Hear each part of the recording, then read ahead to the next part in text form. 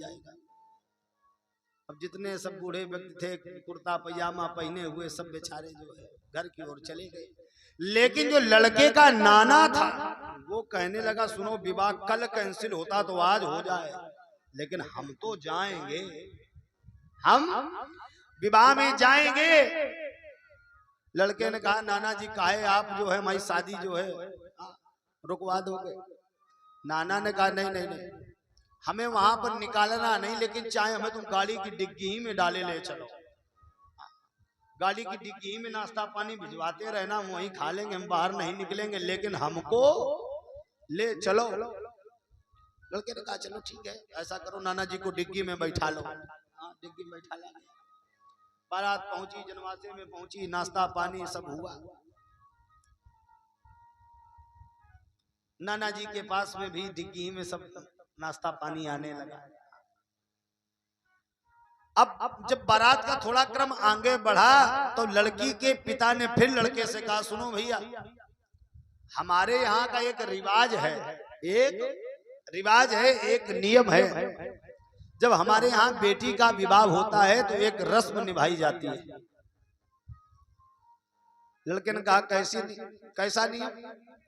तो लड़की के पिता ने कहा हमारे यहाँ पर एक शर्त रखी जाती है। लड़के ने कहा एक शर्त तो आपकी मान ली, कोई भी बूढ़ा व्यक्ति नहीं लाए है। तो लड़की ने कहा बस, लड़की के पिता ने कहा ये आखिरी ही शर्त है, अगर ये वाली शर्त आपने पूरी कर दी तो विवाह हो जाएगा। लड़के ने कहा चलो ठीक है बताओ। तो लड़की के पिता ने कहा सुनो हमारे यहाँ का नियम है, जब हमारे यहाँ बेटी का विवाह किया जाता है तो एक शर्त रखी जाती है। शर्त यह है कि हमारे गांव में जो नदी है, नदी में जो जल बह रहा है, जल की जगह पर तुमको दूध की धार बहानी पड़ेगी। जो जल बह रहा है जल के बदले में नदी की धार, दूध की धार लगानी पड़ेगी। अब तो लड़के ने सोचा हमें लगता अब विवाह होने वाला नहीं। क्यों? कहां पर इतना सारा जल, पहले जल हटाया जाए फिर इतना दूध कहां से लाया जाए। अब लड़का टेंशन में पहुंचा और डिग्गी में के पास में पहुंचा, डिग्गी खोली, कहा नाना उतरिया। क्यों? लड़के के नाना ने कहा क्या बात हो गई? लड़के ने कहा नाना जी अब हमें लगता विवाह कैंसिल हो गया है। विवाह कैंसिल? लड़के के नाना ने कहा विवाह कैसे कैंसिल हो सकता है, बात बताओ क्या बात हो गई? लड़के ने कहा पिताजी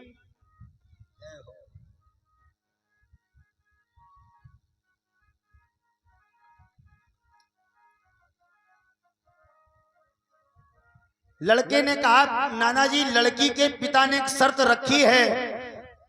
कैसी शर्त? बोले हमारे गांव के पास में जो नदी है, नदी में जो जल बह रहा है, जल के बदले में दूध की धार बहानी है।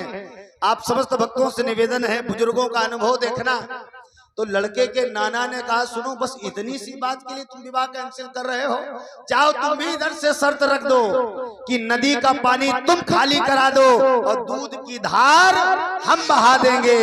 और नदी का पानी कभी खाली हो नहीं सकता है और दूध की धार कभी बह नहीं सकती है। और जैसे ही इतना कहा जाकर के तो लड़की का पिता जान गया हमें लगता है कि बारात में कोई बूढ़ा व्यक्ति आया जरूर है, इसीलिए अरे उमा का